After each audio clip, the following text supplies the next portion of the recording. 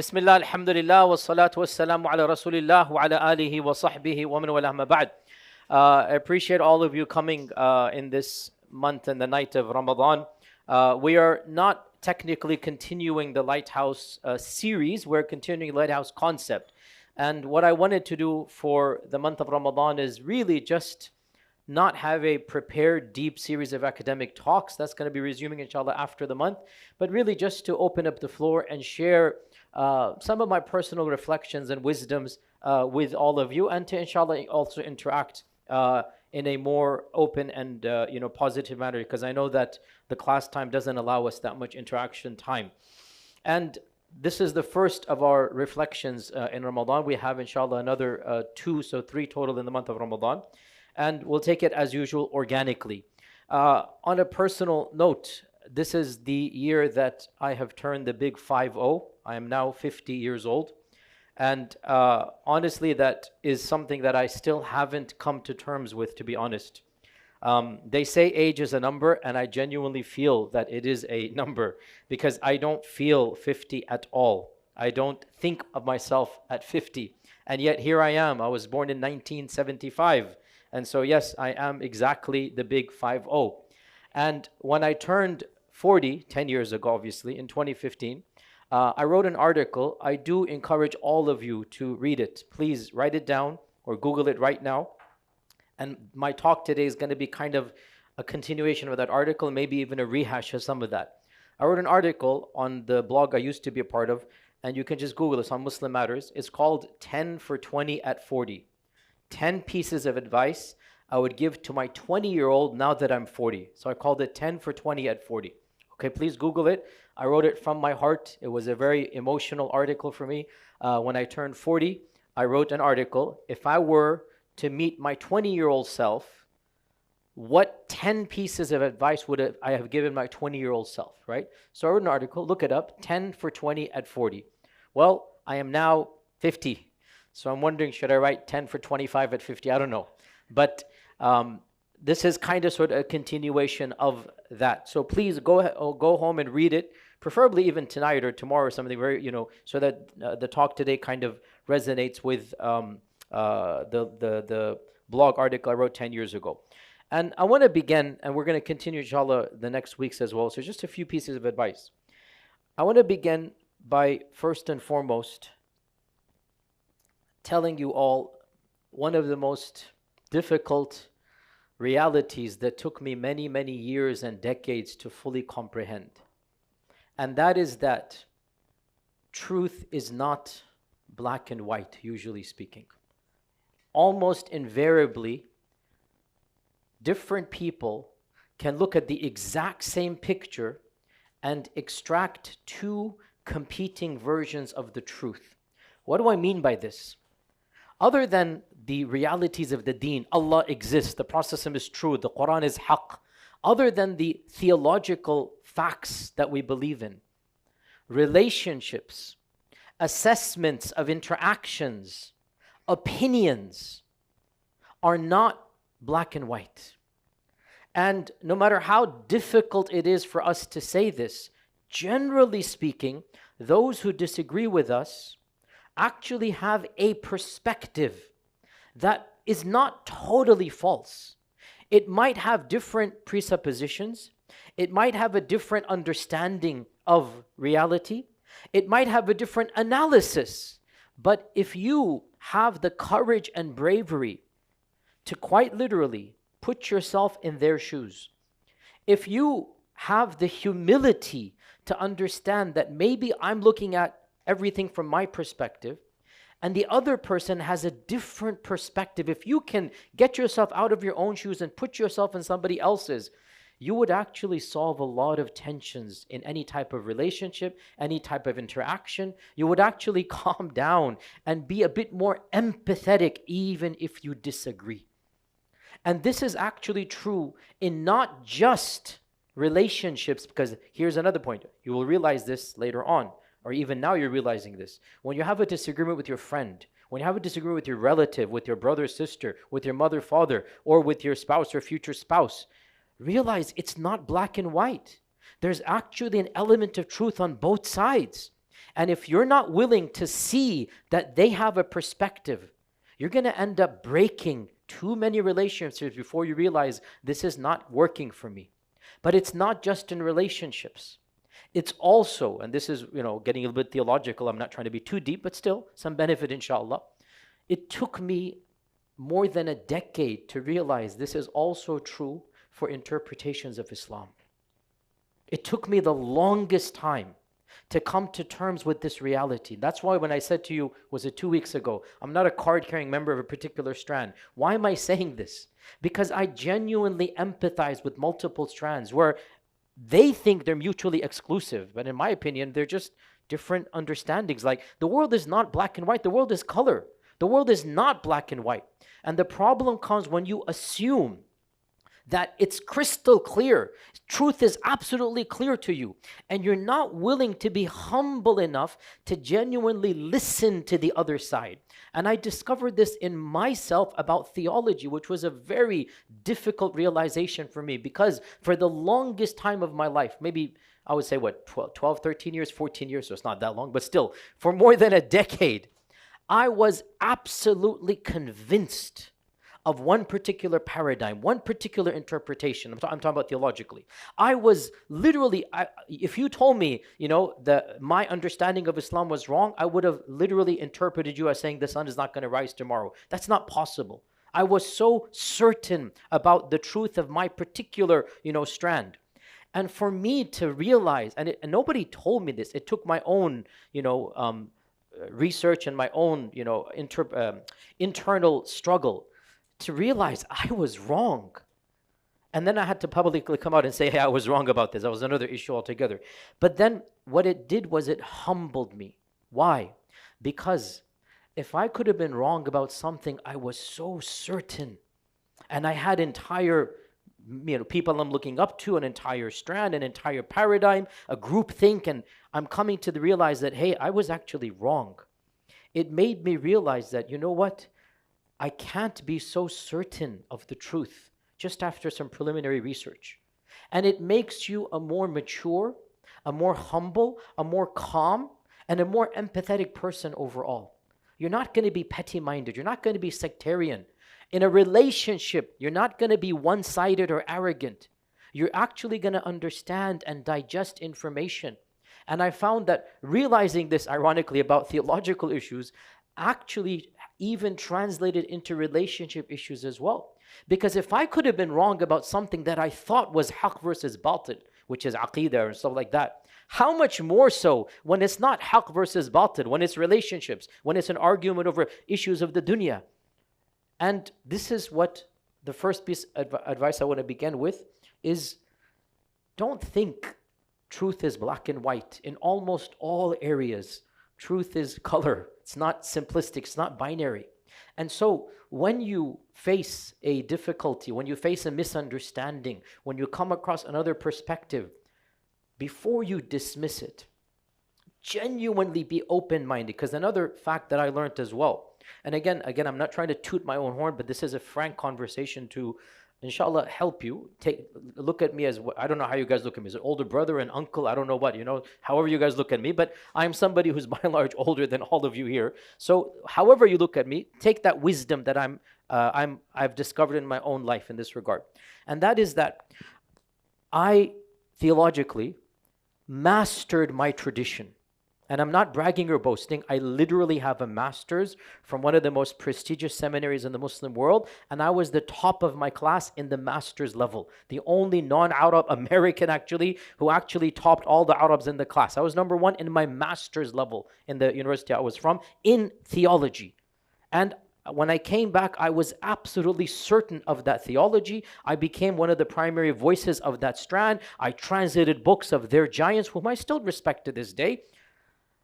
And I had read the books of the other groups refuting my theology a dozen times, and it didn't impact me. I want you to understand this point, right? You understand, when you're doing a master's, you're doing a PhD, you are not in a bubble. You have to read. But there's two types of reading. There's a reading that is critical, and there's a reading that is empathetic. And the same applies for relationships. When you're having a disagreement with somebody, you can shut your mind and just want to hear what you want to hear, and that's not going to be beneficial. Or you can genuinely humble yourself and listen with an attentive ear and an open mind. And I realized, because here's the point, I have, and my kids know this, I have entire sections of theologies. I don't want to mention names, but you get, for those who know, you know. My particular theology, I have like 7 shelves, right? 8, no, not 7, 7, not, yeah, 7 shelves, 7, 8 shelves, yeah. Other theologies, you know, I have 2, 3 shelves of their books, literally. And I've read them because that's my area of expertise. And yet, for 13 years ago, 14 years ago, when that, you know, the issues began, I'm like, this doesn't make sense. It's not adding up. And I go back to the same books I've read cover to cover. But this time, I'm not reading through for the sake of criticism. I'm reading for the sake of empathy. What did I miss? What did I not understand the first time around? And all of a sudden, the pieces of the puzzle began to, you know, appear in a different way. And this is what caused my own internal change. What am I saying here? I'm saying quite simplistically, life has taught me that you're not going to get far being narrow-minded. You're not going to get far being one-sided, one track. You're not going to get far having made up your mind at a very early level. No. Truth, generally speaking, in almost all areas, is partially relative. What do I mean by this? Again, look at any argument that a husband-wife have. Look at any argument a brother or sister have. If you were to be from each other's perspective, you're actually going to see why each one is frustrated at the other, right? So the more you empathize with the other, the faster you'll arrive at a conclusion that can actually solve the problem rather than exacerbate the problem. So that was my first piece of wisdom, actually. Humble yourself intellectually. Don't assume that you know. Don't assume your perspective is absolutely valid. And I have to go here, sorry, but again, the parental issues, because I'm the older, you know, person in the room here. The same applies for child-parent relationships, right? It's so easy to dismiss your parents. It's so easy to do so. I would do the same as a teenager, as a 20-year-old. What do they know? It's a different world. And I was right. It is a different world. I was right. My parents don't understand the world I inhabited back in 1993 in Houston, Texas, right? It's a very different world. But the wisdoms that the elders had is not coming from their knowledge of my world. It's coming from the fact they're double, triple my age. And this leads me to my second point. And I've said this multiple times in my classes. I used to go upstairs and over here as well. And I want you to memorize this rule. Life teaches you more than books. Life teaches you more than books will ever teach you. And that's something you will only realize when you go through life. You can read a gazillion books about any aspect. Until you live it, you're not actually going to be fully aware and cognizant of it. You can simple fact about relationships, raising children, anything, a book of computer programming. All those of you that are doing computer programming, you can read a dozen books until you actually sit down and try to write a code, try to write a program. That's when all of that book knowledge will actually be translated into a reality, right? You can read a million books about relationships until you actually have a relationship. You've been through, a few years or a few decades of marriage. That is going to teach you what no book will possibly teach you. And this is why, in my article, I wrote this. My elderly grandmother, she passed away many decades ago. My grandmother was born in 1915 or something like that. She couldn't even read and write because, again, this is India back in the colonial. She was born under the British Raj. Can you imagine? She saw the British, in her town in India. So there's a different time and place. She wasn't educated. She didn't know how to read and write. And yet, looking back at her wisdom now, subhanAllah, she had more wisdom than any PhD could have had when it comes to what? Relationships, human emotions, dealing with issues of the household. How did she get that? Not through a PhD, not through books, but because she's lived through life. She's walked through all the facets of existence, and the wisdom she's accrued, she's accumulated, No 20-year-old, no matter what your GPA is, could possibly have the wisdom of that grandmother. And unless you have the humility to accept that, you're depriving yourself of a lot of wisdom of the elders, right? And I realized this in myself as well, that just because I had book knowledge, it didn't make me emotionally smart. Just because I know how to solve quadratic equations, right? It doesn't make me a better human being. My grandmother could have taught me much more. Allah yarhamah, she passed away when I was 21, subhanAllah, at the time. And I do regret, by the way, another personal note here is that value your relatives before they leave, because that's another point that I mentioned in my article, so I'm not going to mention it too much here. But one of my regrets is that, those that have left us and moved on, I would dismiss their stories, their wisdom, because you take them for granted. They're in your house all the time. You don't really appreciate them until it's too late. And I really, miss the fact that I had that opportunity to hear from her, learn her stories, and I would dismiss that because, again, I'm 21 or 20 at the time or whatever. I would much rather go and, spend time at the MSA. I would much rather go and leave the house and chill with my friends. But my grandmother has limited existence. My friends will come and go for my whole life, right? And that's one of the points as well, by the way. We're going to come to this point number 3. Let me finish point number 2. Point number 2, and I know it's cliched, wallahi, but listen to your elders in this regard. Do not trivialize the wisdom that comes from the mouths of those that might speak with an accent. They might not know your world. They might be technologically inefficient. And guys, again, I don't mind telling you, right? When I was a teenager, again, computers came out in front of me. I grew up, there were no computers in anybody's houses. That's how old I am. That's how ancient I am, right? You guys have no clue about this regard. We grew up, I went to university, we didn't have cell phones. This is in the early 90s. Nobody had a cell phone. The internet came out in 1994 when it was my last year in college. Can you believe that, right? So that's how old I am. I've seen all of this. Now, the computers come out. My dad has no clue about how to operate computers, obviously. So how many times it was so frustrating that he'd call me and say, Yasir, come here. And then I have to go, Baba, you do this, I have to go over one by one, right? The cycle of life. I'm now 50. My sons and daughters are here. What do you think I do when I get stuck? What do you think I have to do? Exact same thing. And I tell them, hey, I did the same at your age to my dad, okay? Just wait till you have a kid and the exact same thing is going to happen to you. Right now, my daughter had to help, figure out something on the transferring files from the phone to the internet, this, that, like that. I could look it up. I'm not that technologically competent, but I know your generation knows it faster than I do, right? And you can mock as much as you want. Mark my words. When you're 50, you're going to do the exact same thing with the technology of your generation, right? So humble yourself and realize, even if your father, your mother doesn't know how to use the computer or your programs as good as you do, they have knowledge that you don't have. You understand this point, right? The wisdom that they have is beyond technology. It's more important than technology. Don't trivialize the facts and the ideas that come from them. Even if they're not fully correct, chances are they're more correct than you are, right? And even like the stuff that we would make fun of, like our parents would always, the engineer doctor type of the syndrome that all the brothers know about, either engineer or doctor, whatnot. Now that you're my age, when I'm my age, you understand it makes a lot of sense. You've been through life, you actually understand and appreciate. Our parents wanted what is stable and good for us. Our parents wanted what is beneficial for us, and they realized actually out of all their careers, what really gives you a nice 9 to 5 and this and that is, and helps in dunya and akhirah and whatnot. It's nothing wrong with that. We could dismiss and trivialize it, but when you get older, you realize actually there's words of wisdom. And the same applies to many other relationships and advice that they give as well. That's my second point. The third point, and again, I'm sorry, and I mentioned this already, but I have to say this.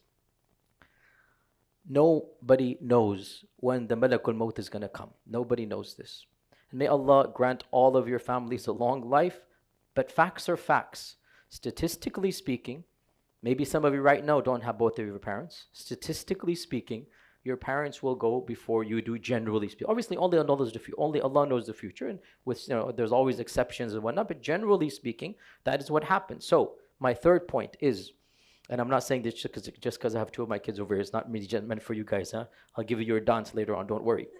My third point is, when you become older in life, one of the biggest sources of regrets is not going to be that you didn't get the promotion, you didn't get the job, you didn't do.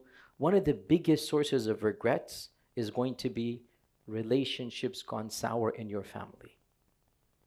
It's going to be arguments you had with your parents or your siblings. When you become older, you're not going to think back when you were 20, 22, and you just, you didn't get the career you wanted. It's not going to be a source of regret. Life goes on. Life goes on. When you become older, and go listen to so many interviews. YouTube is full of them. TikTok is full of them. People sitting with their elderly grandparents. What is your number one point of advice? What are your regrets in life? Nobody says, I wish I had gotten a new car when I was 22. Nobody says that. Even though at your age, that's your biggest, thing maybe on your minds. I wish I had this and that. When you're 50, 60, 70, 80, nobody thinks of the material stuff. Wallahi, nobody. The number one issue in everybody's mind, family.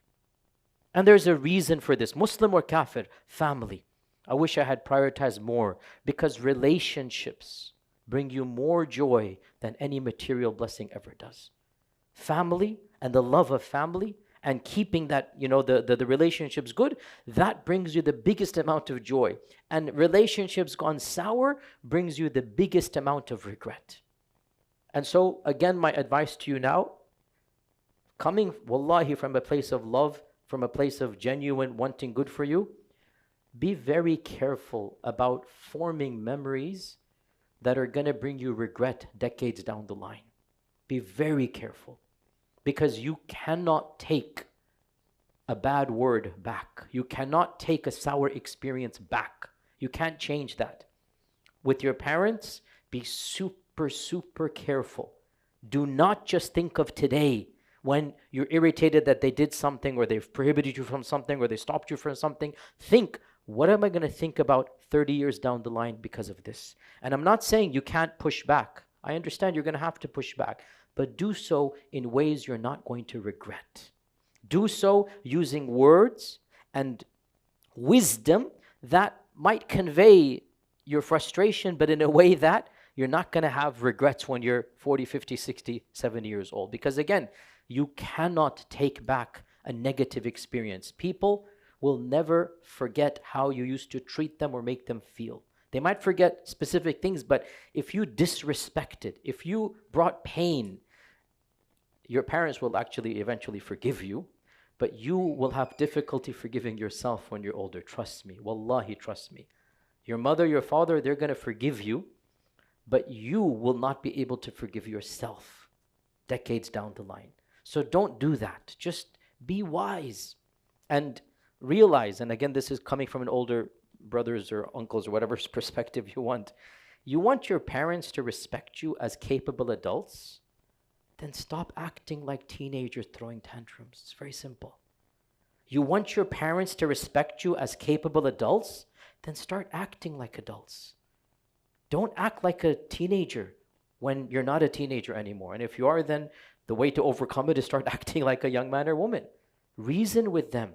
Understand their perspective. Wallahi, 9 times out of 10 or 99% of the time, what they're saying is reasonable from their paradigm. It's not unreasonable. They're looking at the world differently. They're worried about your safety. They want the best for you.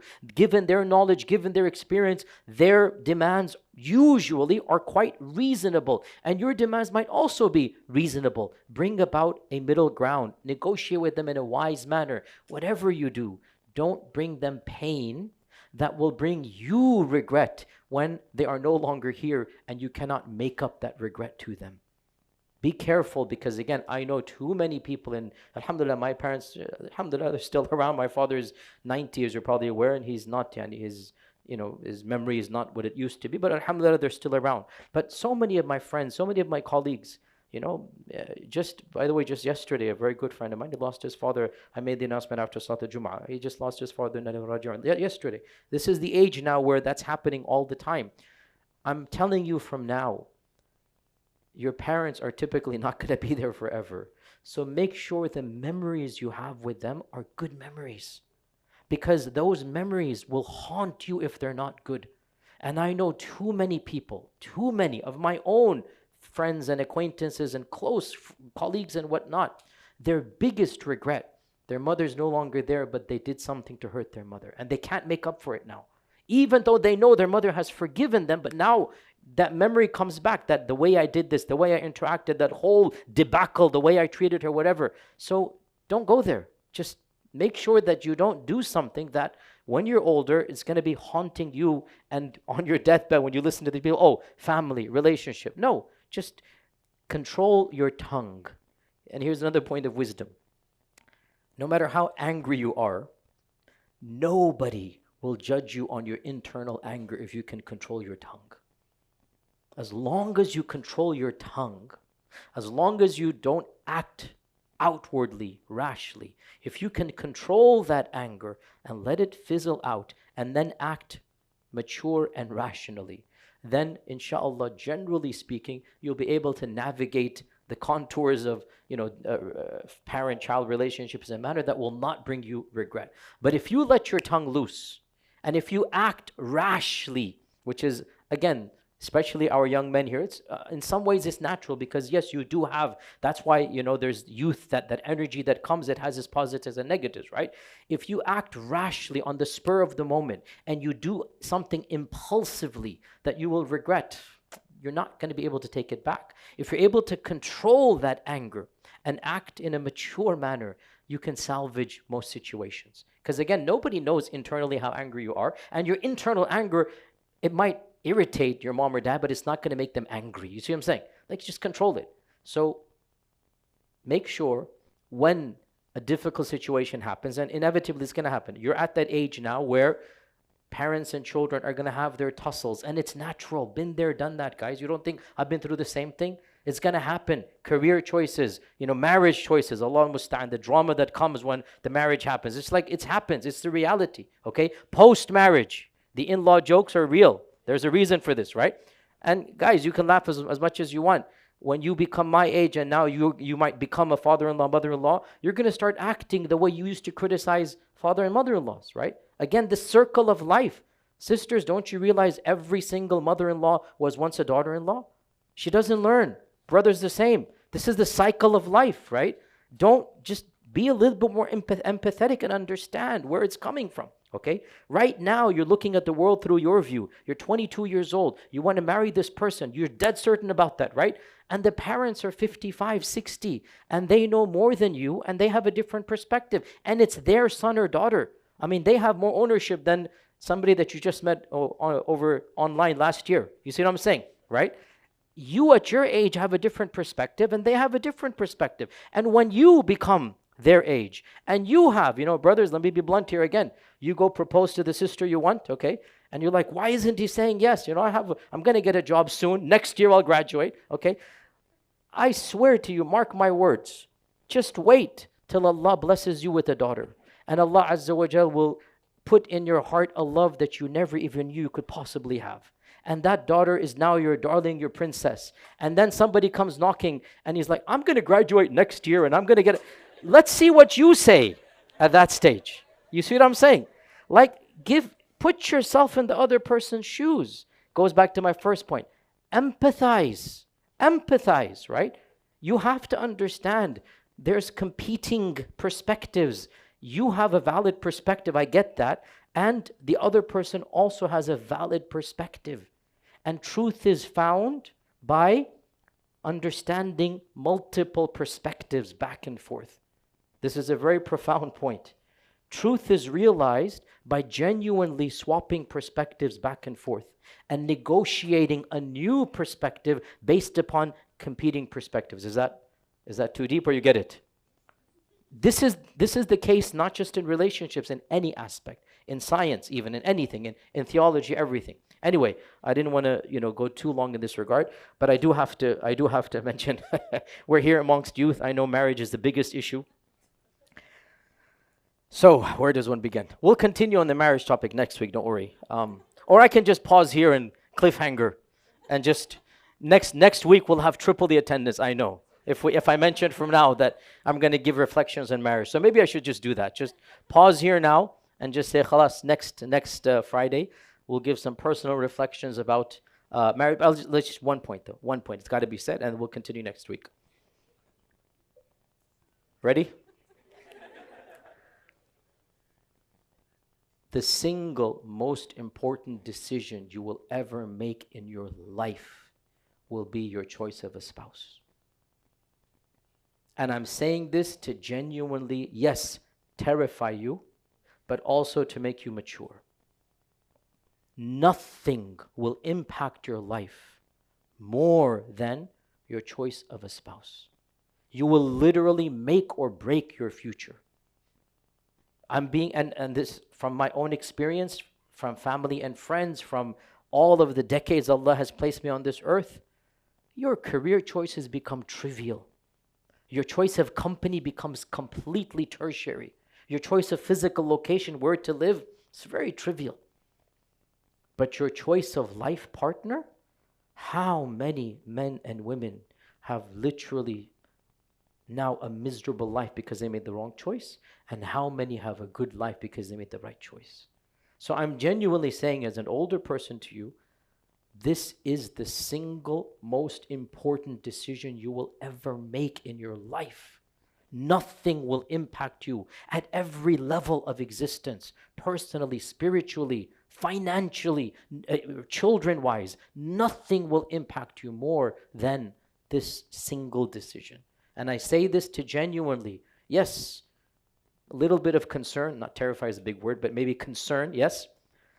But to understand, you can't be superficial. Young men and women, understand, you cannot. I know you've heard these lectures. I know you've heard the hadith. I know you've heard your elders say this. But I wish I could drive this point really so that you understand and empathize. Do not be superficial when it comes to choosing a life partner over things that are going to go in a few years, especially brothers as well. Do not be that superficial. Akhlaq and deen are far more important than anything else. Akhlaq and deen, because that's what relationships are built on. Long-term relationships are not built on wealth. They're not built on beauty. They're not built on things that are external. How many people that I know, they married for the superficial reasons, whether it was beauty, whether it was wealth, and now they're living miserable lives, or inevitably divorced, and because of that, things happen. And how many, alhamdulillah, they look through all of that, and they chose partners based upon deen and akhlaq. Both things, because you can have deen and bad akhlaq. You can. Right? And you can have akhlaq but little deen, and you don't want that either. You know, you want the combination of good akhlaq and good deen. Compatibility in akhlaq and a deen of a similar level, right? Because again, deen has to be of a similar level, or a little bit better is always good. Obviously, too much of a difference becomes a differential, and that's sometimes not healthy, right?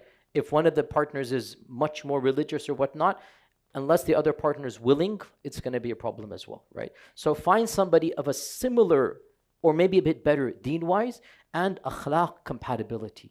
And the rest of the factors, brutally honest, I'm sorry to be blunt, brothers and sisters, but take it from me. If they're above average or average is good enough. For all the other factors. Wallahi, I'm being honest with you.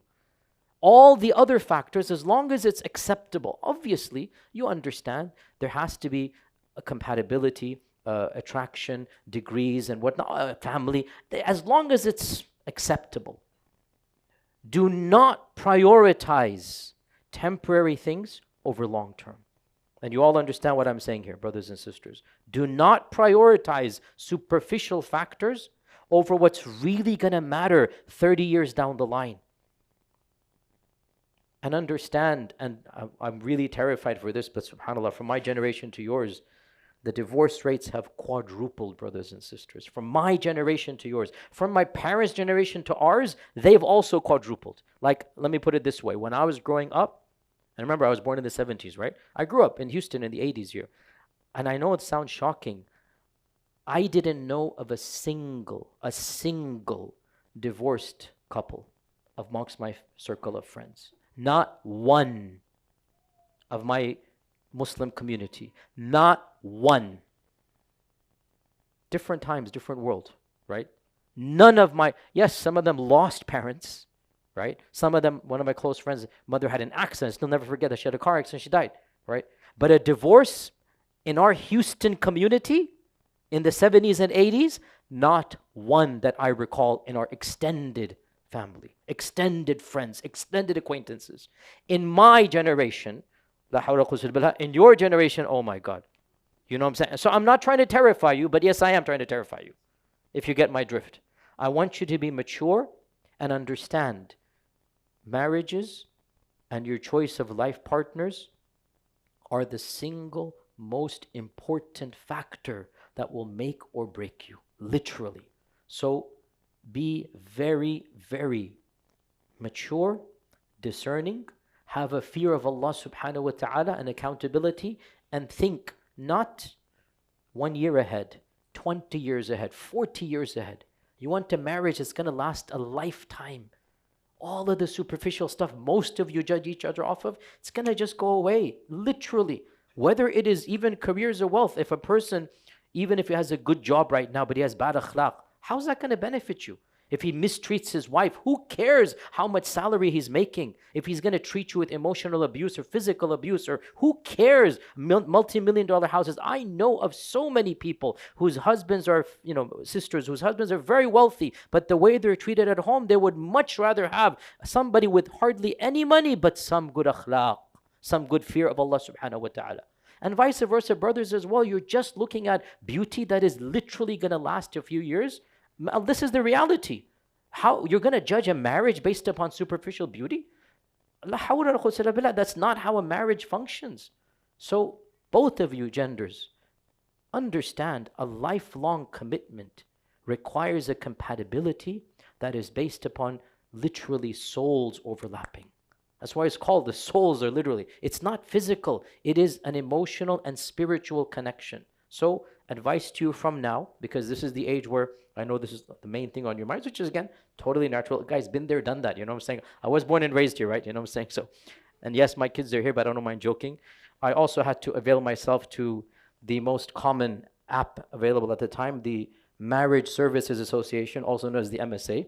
But I also had to avail myself to that. And yes, I was very active in the Marriage Services Association, and I did find my life partner over there as well, alhamdulillah. So, my kids know the story, it's no big deal, alhamdulillah.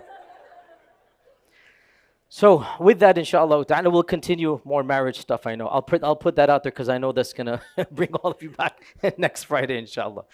With that, I'm totally fine for opening the floor, but I can't see any of you because they have me seated in these lights, and I can't really see too many hands. Do you want to turn the lights on, guys, or how do you want to do this? Or do you want some people to come up to the front?